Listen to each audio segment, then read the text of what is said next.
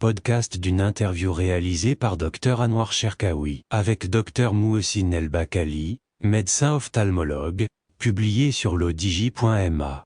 L'auteur a intitulé son article « Problèmes visuels des élèves et rendement scolaire ». Il commence son article ainsi.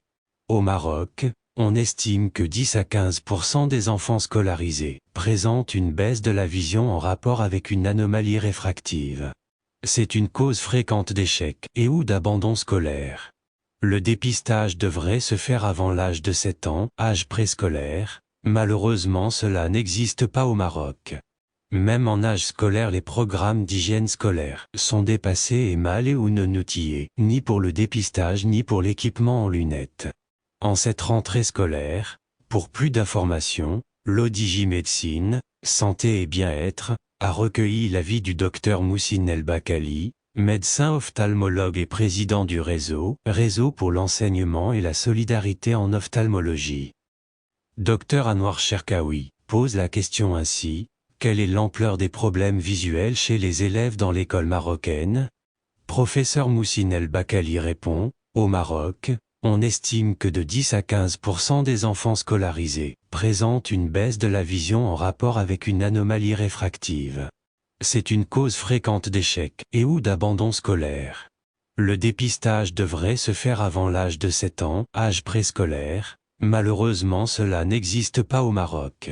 Même en âge scolaire, les programmes d'hygiène scolaire sont dépassés et mal et ou non outillés, ni pour le dépistage ni pour l'équipement en lunettes.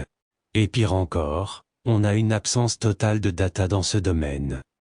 Une étude canadienne récente, révèle qu'en préscolaire, un enfant sur 10% présente une condition oculaire ou visuelle qui peut nuire à son développement et à ses apprentissages. À l'école primaire, au moins un enfant sur 5, 20 à 25%, n'a pas les capacités visuelles optimales pour assurer son apprentissage et sa réussite scolaire, si ce problème demeure non corrigé. Professeur El Bakkali poursuit ainsi. Il n'y a pas d'études marocaines sur l'ampleur des problèmes visuels dans l'école marocaine. Mais, un constat, une des causes de la déperdition scolaire, des troubles visuels non pris en charge.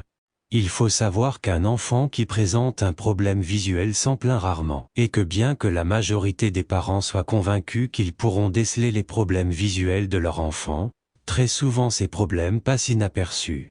En effet, si le trouble visuel est présent à la naissance ou acquis en très bas âge, l'enfant peut croire à tort qu'il est normal de voir ainsi.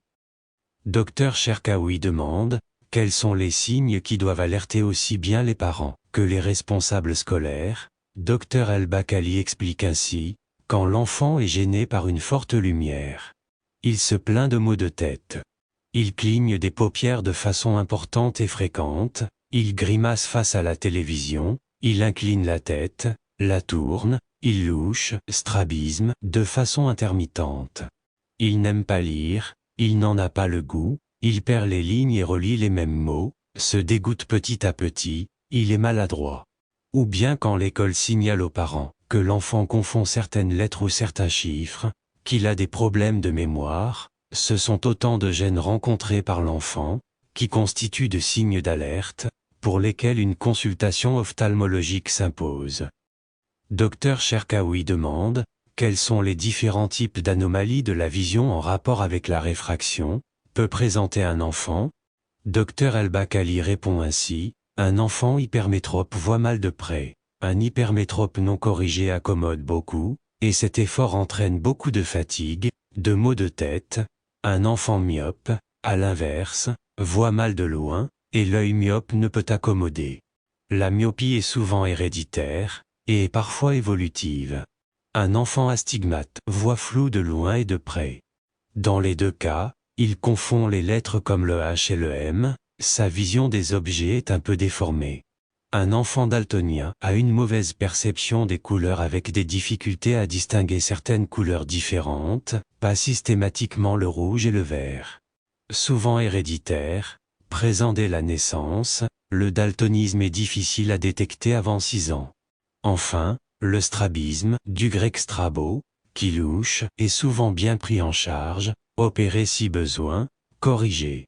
Et si parents, ou grands-parents avaient des problèmes de vue optique, c'est une raison suffisante pour faire bénéficier votre enfant, le plus tôt possible, d'une consultation en ophtalmologie.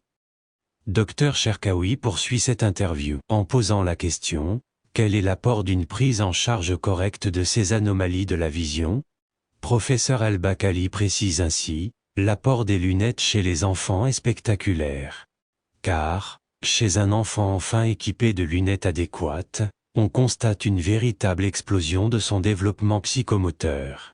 Mais attention, l'enfant acceptera d'autant plus facilement, si les parents acceptent pleinement le nouveau visage de leur enfant. Professeur El-Bakkali conclut ainsi: mais si vous lui demandez systématiquement de retirer ses lunettes pour une photo ou une fête de famille, il aura peut-être plus de mal à bien vivre avec. Souvenons-nous toujours, imagine ton Harry Potter sans lunettes. Réalisé par Dr Anwar Cherkaoui et lu par l'intelligence artificielle de l'Odigi Media. N'oubliez pas de télécharger notre application l'Odigi Mobile sur Android et iOS et de vous abonner à notre chaîne YouTube l'Odigi TV si vous souhaitez être au courant des dernières actualités, podcasts et émissions télévisées.